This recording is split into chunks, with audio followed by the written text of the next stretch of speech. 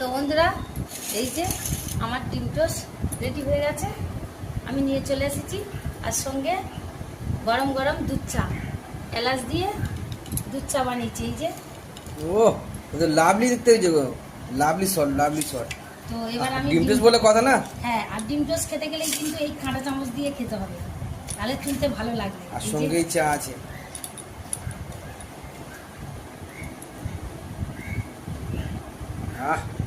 কেমন হয়েছে বন্ধুদেরকে বলো।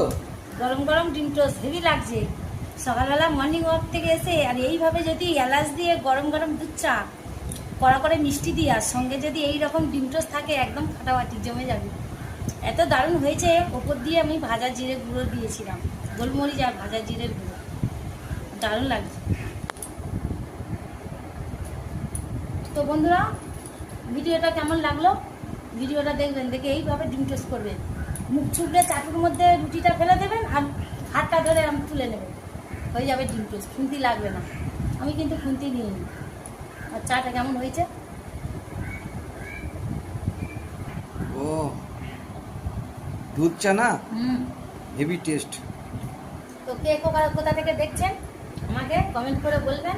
লাইক কমেন্ট শেয়ার অবশ্যই করবেন। পুকুরি সুপিয়া চ্যানেলে যারা যারা এখনো নতুন সাবস্ক্রাইব করেননি, সাবস্ক্রাইব করবেন। আর কি কি রান্না দেখতে চান অবশ্যই আমাকে কমেন্ট করে বলবেন। টাটা।